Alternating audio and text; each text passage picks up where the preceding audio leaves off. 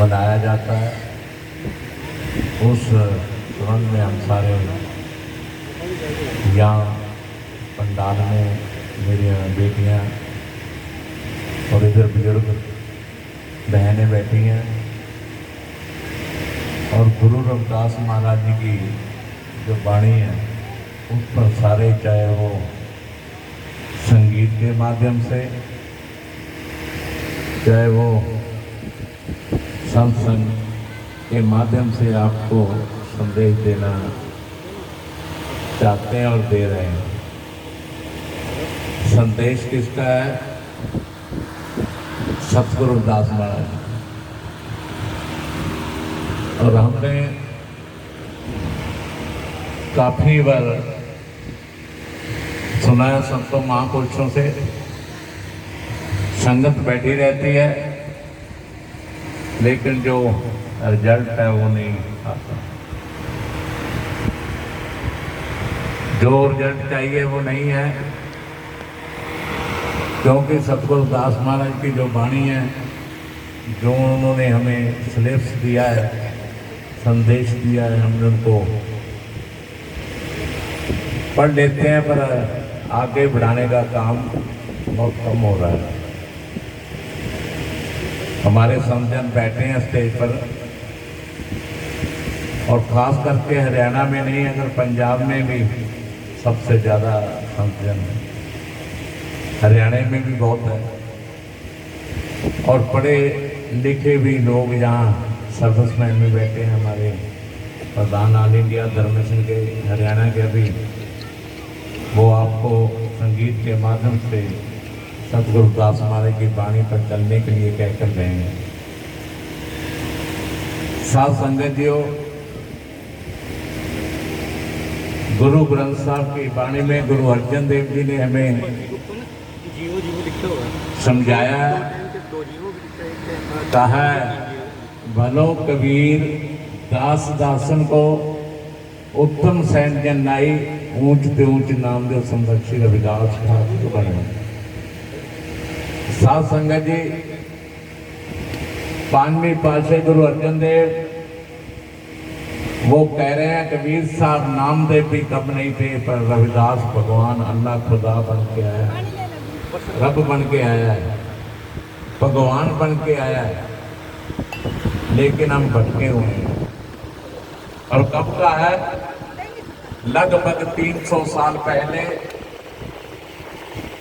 जब हमारे पर पूरी पाबंदी थी, हम बाहर निकलते थे अपने घर से, अपनी झोंपड़ी से, हमारे पीछे झाड़ू होता था,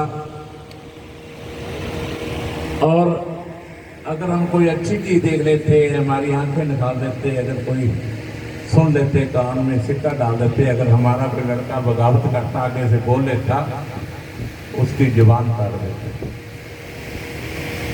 उस टाइम गुरु अर्जन देव जी खत्री समाज से पैदा हुए। उन्होंने गुरु ग्रंथ साहब की वाणी में आज से 300 साल पहले लिखा भी, रविदास अल्लाह भगवान खुदा बन के आया। इस टाइम लिखा जब हमारे पर पाबंदी थी, और आज तक हम भटके रहे हैं। गुरु रविदास महाराज की आरती है, सारे संत जन अपने डेरे में शाम सुबह आरती शब्द को लेते हैं, लेकिन आरती में सब कुछ गुरु महाराज जी ने बताया। नाम तेरो आरती मजन मरारे, हर के नाम बिन टूटे सगल पसारे। गुरु जी क्या कहते हैं? बिना नाम से कुछ नहीं है। अगर अंदर से आत्मा हमारी सच्ची है, मन में कोई पाप नहीं है, मन में किसी के खिलाफ कोई ईर्ष्या नहीं है, तो वो नाम ही बहुत है। नाम से सब कुछ हो सकता है। किन को बोल रहे हैं? एक बनारस, काशी, गंगा में पंडे को समझा रहे हैं, हे पंडे, ये तेरी थाली जमाने पे कुछ होने वाला नहीं है। अगर मन सच्चा है, मान सच्चा है, पाप नहीं है, और आप पैसे की तरफ देखते हैं, ऐसे परमात्मा मिलने वाला नहीं है। सब कुछ कहाँ है? अंदर है। अगर मन सच्चा है तो आप परमात्मा को मिल सकते हैं, परमात्मा आपको मिल सकता है। फिर दूसरी पंक्ति में क्या बोल रहे हैं सतगुरु महाराज जी? कैसे समझा रहे हैं? नाम तेरो आसनो, नाम तेरो उर्सा, नाम तेरो केसरो ले षटकार। अब 3 नाम आए हैं इसमें। नाम तेरो आसनो, नाम तेरो उर्सा, नाम तेरो केसरो। और अब हमें ये पता होना चाहिए भी ये गुरु जी इस पंक्ति में हमें क्या बोल रहे हैं। पूरा संदेश दे रहे हैं, पंडे को बोल रहे हैं। हमारी यहाँ बेटी बैठी हैं, बहनें बैठी हैं, ये रोज सुबह शाम इस शब्द को लेती हैं। घर में 2, 3, 4 बार चलता है, पर नहीं मालूम है, नहीं पता असलो किसको बोलते हैं, कोई किसी को नहीं पता। उर्सा किसको बोलते हैं किसी को नहीं पता, पूछ लो, आपको भी नहीं पता।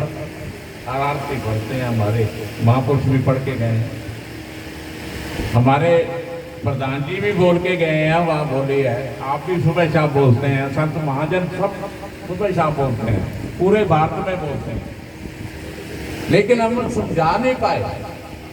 हमारे में कमी रही है, हम संगत को समझा नहीं पाए कि ये क्या कह रहे हैं। आप मेरी बेटी सुबह शाम परोठा बनाती हैं, रोटी बनाती है ना, किससे बनाती हैं? अब क्या बोलती हैं? चकला बेलना। और गुरु महाराज जी क्या बोल रहे हैं? नाम तेरो आसनो, नाम तेरा उत्सो, नाम तेरा केसरो ले शिकारे। हे पंडे, ये बेलने से, ये उत्साह से जो घुसा रहा है ना तू,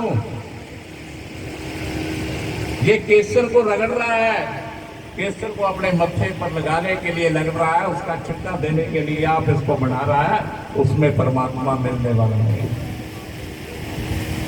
और हमारा संतजन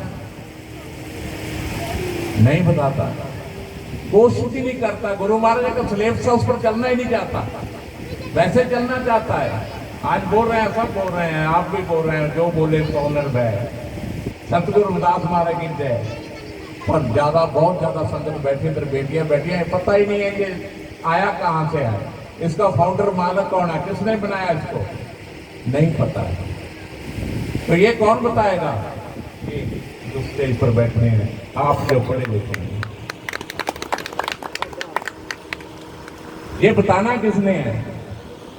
जो पढ़े लिखे हैं, जो स्टेज पर समझन बैठे हैं, लेकिन नहीं हो रहा।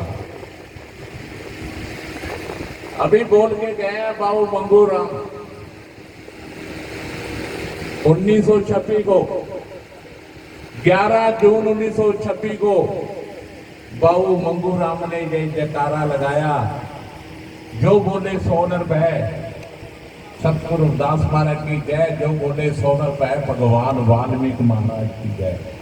100 साल हो चले हैं, सदी पूरी होने वाली है, लेकिन अभी भी मालूम नहीं है इसका मालक कौन है, इसको बनाने वाला कौन है, ये क्यों बनाना पड़ा। जितने भी संगत बैठी है, इसकी जरूरत क्यों पड़ी? आप आओ, मंगूराम की हिस्ट्री जिसने पढ़ी है, जिसने उसका सिलेबस पढ़ा, उनको कुछ पता हो सकता है। जब अंग्रेज भारत पर राज कर रहे थे, तो बाबू मंगूराम मिडिल 8वीं पास करके अमेरिका चले गए समुद्र के रास्ते। कि उनका गांव होशियारपुर डिस्ट्रिक्ट मालपुर तहसील में पड़ता है, मक्कोवाल। उनके जो वहाँ के ठाकुर लोग थे, जिमीदार थे, वो बहुत ज्यादा बाहर अमेरिका, कनाडा बहुत चले गए थे। तो बाबू मंगूराम भी चले गया। जब गदर पार्टी का गठन हुआ अंग्रेजों को निकालने के लिए, तो गदर पार्टी के वर्कर बने और उन्होंने सेवा की, और उनको दलेर थे, हौसले वाले थे। उनको एक असले का जहाज भर के बाबू मंगूराम को भेजा गया, आपने इंडिया जहाज को लेके जाना समुद्र के रास्ते,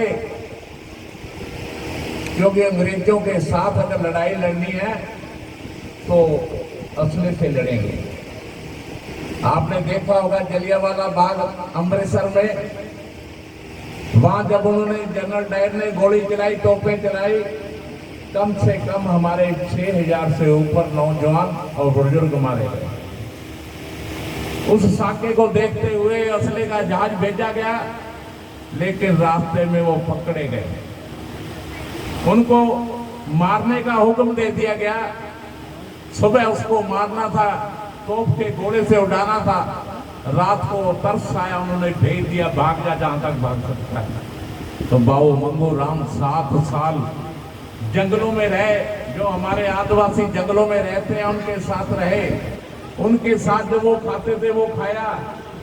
और फिर जब कोई इंडिया का एक जहाज छोटा किनारे लगा तो उन्होंने देखा, एक अपना लहराया, हाथ लहराया तो जहाज नजदीक आ गया। जब देखा उसमें एक पंजाबी था, उस पंजाबी को सारी वार्ता सुनाई, वापस इंडिया आ गया बाबू मंगू राम। जब अपने गांव में आया तो जैसे हमारी बेटियां आज भी हो रहा है, जब हमारी बेटियां किसी के खेत में जाती, घास लेने के लिए जाती, चारा लेने के लिए जाती, तो लोग हमारी बेटियों की बेइज्जती करते। जब बाबू मंगू राम को ये अच्छा नहीं लगा, उन्होंने गांव में बोला कि जो आज हमारी बेटियों के साथ हुआ है ये गलत हुआ है, ये ऐसा नहीं होना चाहिए। पर लेकिन जो नंबरदार था काम का नहीं सुनी, और बाबू मंगू राम के मन में आया ये कैसे हटेगा। उन्होंने सोचा नहीं, मैंने अपना समाज को इकट्ठा करना। दूसरे दिन गांव का मीटिंग किया, तीसरे दिन दूसरे गांव का किया। जब 10-12 गांव को इकट्ठा किया तो गांव इकट्ठा हो गए। तो फिर उन्होंने एक बड़ा इकट्ठ रखा जिसमें 10,000 लोग जो पंजाब द्वारका के लोग हैं वो इकट्ठे हुए। उनमें कौन कौन थे? वाल्मीकि को मानने वाले, कबीर साहब को मानने वाले, नामदेव को मानने वाले, सब जितनी 36 जातें थी शेड्यूल कास्ट की, सब वहां इकट्ठे हुए। और जब इकट्ठे हुए जैसे आप बैठे हैं पंडाल में, तो एक बाबू मंगू राम ने लाइन खींच ली, बीच में लाइन खींच दी, कहा अगर आज जो बोलेगा 100 नर पैर सतगुरु रविदास महाराज की जय, जो दलेरी करेगा, लीडर बनेगा, आत्मविश्वास से पक्का होगा, गुरु रविदास जी को मानने वाला होगा, भगवान वाल्मीकि को मानने वाला होगा, कबीर साहब को मानने वाला होगा, गुरु नामदेव को मानने वाला होगा, जो लीडर है, दलेर है, जो किसी से नहीं डरता, वो मेरे साथ आ जाए। जो डरने वाला लैंड से परे रहे। जो बोले सो निर्भय श्री रविदास महाराज की जय। 100% लोग लाइन पार कर गए भी हम बोलेंगे श्री गुरुदास महाराज की जय, हम बोलेंगे भगवान महाराज की जय, हम 100 निर्भय का जयकारा लगाएंगे। तो ये ऐसे हुआ। तो फिर क्या बोला? उस दिन से 11 जून 1926 को आपको मिला 100 निर्भय, जो बोले 100 निर्भय सतगुरु दास महाराज की जय। फिर क्या हुआ? फिर बोले हमने एक दूसरे को बुलाना कैसे है। जैसे आप इधर जाओगे, मध्य प्रदेश में जाओगे, छत्तीसगढ़ में जाओगे, वहां गुरु रविदास जी को मानने वाले वो सतनामियां बोलते हैं, सतनामियां कहते हैं। लेकिन द्वापे में क्या हुआ कि हमने क्या कहना है, 100 निर्भय तो हो गया, गुरु की जय तो हो गई, लेकिन हमने एक दूसरे को बुलाना कैसे है। पहले सब राम राम कहते थे, चाहे वो जिमीदार था, चाहे वो जाट था, चाहे वो कुछ था, सब राम राम कहते थे। लेकिन बाबू मंगू राम ने कहा नहीं, हमें राम राम नहीं कहना, हमने कहना जय गुरुदेव। जब एक दूसरे को बुलाएंगे क्या बोलना है? जय गुरुदेव। तो भाई जय गुरुदेव का जयकारा लगाने वाले बाबू मंगू राम फाउंडर है, मालिक है। लेकिन तकलीफ होती है जब हमारे संतगण हमारी अपनी संगत को ये चीज बताते नहीं है, बाबू मंगू राम की फोटो नहीं बताते। क्यों? क्या करना? ये होना चाहिए, इसलिए हम भटके हुए हैं, संगत भटकी हुई है, हम भटके हुए हैं। गुरु महाराज के स्लेब से हम दूर हैं, गुरु महाराज की वाणी से हम काफी दूर हैं। लेकिन नाम चलता है सारा दिन गुरु रविदास जी का, नाम चलता है सारा दिन बाबा साहब डॉक्टर भीमराव अम्बेडकर जी का, लेकिन हम भटक गए हैं। चाहे हमारे मुलाजिम जन है, चाहे हम हैं। हम कैसे होना चाहिए? हम कहते हैं 300 साल पहले गुरु अर्जन देव जी ने गुरु ग्रंथ साहब में लिखा, वे भगवान अल्लाह खुदा बन के आए गुरु महाराज जी। और जब वाणी लिखी तो कैसे लिखी उन्होंने? वाणी श्री रविदास जियो की, ध्यान देना, गुरु ग्रंथ साहब में 300 साल पहले जब वाणी लिखी गई तो गुरु अर्जन देव जी खत्री समाज के हैं, वो वाणी कैसे लिखा रहे हैं? लिखो, वाणी श्री रविदास जियो की, पहले श्री पीछे जी, वाणी श्री कबीरदास जियो की, वाणी भगत रविदास जियो की, आगे श्री पीछे जी, अब 300 साल पहले। तो अब क्या हो गया? या क्या हो गया? बड़ी तकलीफ होती है। जितने हमारे संत जन बैठे हैं, क्या बोलते हैं, ये हमारे महापुरुष है संत सोमदास जी, अगर आप स्टेज पर मैं ही बोल दूं हमें तो सोमिया के डेरे में जाना है भैया, तो कैसे कहोगे आप? कैसे लगेगा? मेरे को बोलोगे सुरेंद्रिया के डेरे जाना तो कैसे लगेगा? और यार आप गुरु रविदास के पीछे ऐडा लगा दिया, रविदास क्या बोल दिया, किसने हक दिया है? गुरु अर्जन देव जी ने तो जी बोला है, पीछे पीछे जी बोला है, आगे श्री बोला है, तो आपने ना श्री ना जी। जब आपको पूछते हैं आपका डेरे का नाम क्या है, आपको बोलते हैं कौन चला रहा है, तो आप बड़े सत्कार से कहते हैं संत फलाना जी, संत सोमदास जी, संत सुरेंद्र दास जी, संत नरेंद्र दास जी, संत रामानंद जी। तो रविदास क्या किसने बोल दिया आपको? अरे गुरु ग्रंथ साहब की वाणी से ही दूर हो गया, गुरु अर्जन देव सिंह से आगे निकल गए आप। ये कैसे होगा? कैसे हम चलेंगे? इसीलिए हम मार खा रहे हैं, देश में मार खा रहे हैं, जो अपने बाप के नाम अच्छी तरह नहीं लेना चाहता, अपने गुरु को सम्मान नहीं देना चाहता, दूसरा लोग आपको सम्मान नहीं देगा। पैसा दे सकता है, माया दे सकता है, जमीन दे सकता है, लेकिन मान सम्मान नहीं देगा। जमीन छोड़ गए, जमीन सब आए संत जन छोड़ गए, यहीं पड़ी है, लेकिन जिसके पास मान सम्मान है वो ही संत है। पैसे से मान सम्मान नहीं बनने वाला। इसलिए साथ संगत जी मैं आज बेनती करना चाहता हूँ, संत जन से बेनती करना चाहता हूँ, हे महापुरुषों, हम हाथ जोड़ के बेनती करते हैं, कुछ कर लो हमारे के लिए। उसको ऐसे मत पुकारो, मत अखबारों में लिखो, मत इश्तिहारों में लिखो। अगर लिखना है श्री गुरु रविदास जी लिखो, अगर लिखना है तन तन गुरु रविदास जी लिखो, अगर लिखना तो उसको बड़े पैमाने पर लिखो, पर ऐसा लिखने से हमारे गुरु का निरादर है। तो इसलिए सतगुरु दास महाराज जी ने कहा है, अपनी वाणी में कहा है, एक ऐसा जैसे घास की टाटी, जल गयो घास रल गयो माटी। तो फिर क्या है? ये शरीर नहीं रहेगा, ये खत्म हो जाएगा, जल जाएगा। और इसलिए सतगुरु दास महाराज ने अपनी वाणी में कहा है, हमें संदेश दिया है, बादो विद्या हित कीन विवेक दीप मलिन। गुरु जी क्या कहते हैं? 600 साल पहले हमें संदेश देते हैं, हमें प्रेरणा देते हैं, हमको कहते हैं, हे इंसान, जो आपकी बुद्धि है बिना एजुकेशन से खत्म है, ये मलिन है, गंदी है, नहीं कर सकती। गुरु जी क्या कहते हैं? एक बुझा हुआ दिया जो रोशनी नहीं दे रहा, उसको अंधेरे वाले कमरे में ले जाओ, दिया भी खत्म है, बुझा हुआ है, कमरे में भी अंधेरा है, क्या रोशनी हो सकती है? इसीलिए सतगुरु दास महाराज ने किया है, अमादो विद्या हित कीन विवेक दीप मलिन। हे संतजनों, हे संगत जी, सतगुरु जी कहते हैं भी बिना बुद्धि से दिमाग नहीं चलने वाला, खत्म है, जलील है। इसलिए बाबा साहब डॉक्टर भीमराव अम्बेडकर ने कहा है, सबको पता है, हम रोज बोलते हैं, लिखते हैं, जन्मदिन मनाते हैं, वर्षी मनाते हैं, और दिन मनाते हैं, पढ़ो जुड़ो संघर्ष करो, इस पर बात करते हैं। और गुरु महाराज ने कहा सत्संगत मिल रही है मांगो ऐसे मतलब मतीरा। गुरु जी ने बोला ना, कब बोला? 600 साल 550 साल पहले। शब्द एक ही है।